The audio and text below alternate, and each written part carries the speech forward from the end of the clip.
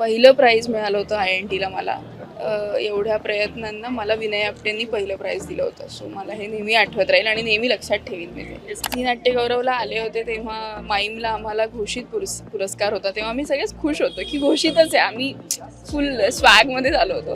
खरं तर मला नॉमिनेशन आहे बेस्ट ॲक्टर म्हणून माझ्याच नाटकाला, मर्सिया नाटकाला. सो स्वतःलाही चेअरअप करायला आले, खुश होण्यासाठी पण आले आणि दुसऱ्यांनाही बघायला आले.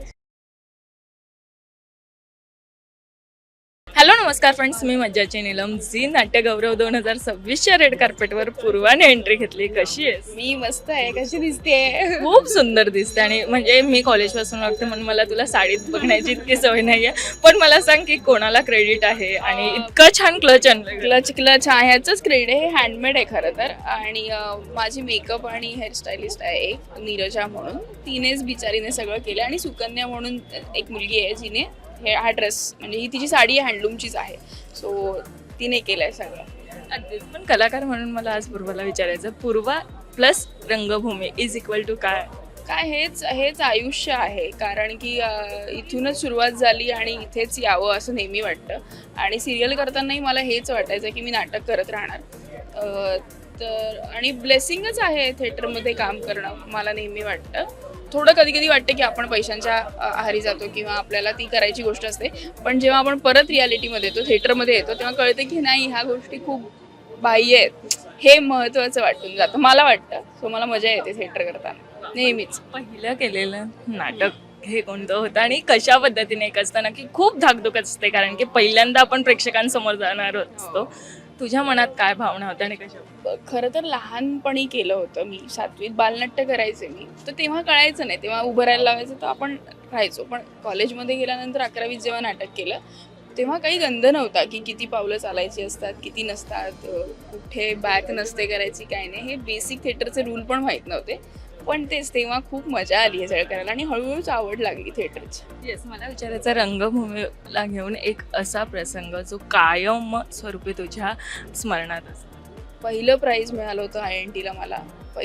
मी पहिल्यांदाच एवढं मोठं नाटक केलं होतं. INT सारखी स्पर्धा मला पहिल्यांदा कळली होती. आणि पहिल्याच एवढ्या प्रयत्नांना मला विनय आपटेंनी पहिलं प्राईज दिलं होतं. सो मला हे नेहमी आठवत राहील आणि नेहमी लक्षात ठेवीन मी ते. येस, पण त्या प्राईजची असं एक असताना तो चेक किंवा काही गोष्टी जपून ठेवतो, तू काय केलं? काय नाही, ती मेमरी जपून येतो. फोटो आहे एक माझ्याकडे एक, बस ती मेमरी जपून. आणि ती गोष्ट नेहमी लक्षात ठेवीन की ग्राउंडेड राहिलं पाहिजे नेहमीच. आपल्याला काही माहीत नसताना आपण काहीतरी मेजर करून जातो, तर तसंच राहिलं पाहिजे. खूप कळलेली गोष्ट चांगली नसते. येस, पण मला सांग, यावेळेस कोणाला चेअरअप करायला आली आहे आणि आता तुझंही एक नवीन नाटक आलंय, योग घातलंय. सो कोणाला चेअरअप करायला आली? चेअरअप खरं तर मला नॉमिनेशन आहे बेस्ट ॲक्टर म्हणून माझ्याच नाटकाला, मर्सिया नाटकाला. सो स्वतःलाही चेअरअप करायला आले, खुश होण्यासाठी पण आले आणि दुसऱ्यांनाही बघायला आले. सो सगळ्यांनाच करीन. पण मला सांग, नामांकन आहे आता तुला आणि काय आता पोटात गोळा वगैरे आला? नाही, असं नाही. मी झी नाट्यगौरवला आले होते तेव्हा माईमला आम्हाला घोषित पुरस्कार होता. तेव्हा आम्ही सगळेच खुश होतो की घोषितच आहे, आम्ही फुल स्वॅगमध्ये झालो होतो. बट ते असं असतंच की काय होणार आहे काय नाही. बट ही स्पर्धा आहे आणि हे होतच राहतं, त्याच्यामुळे गंमत म्हणून आले आहे मी छान आणि मजा मस्तीच करणार आहे. येस, वा, खरंच खूप छान वाटतंय तुला भेटून आणि इथे भेटून खरं तर खूप छान वाटतंय. So thank you so much. Thank you so much.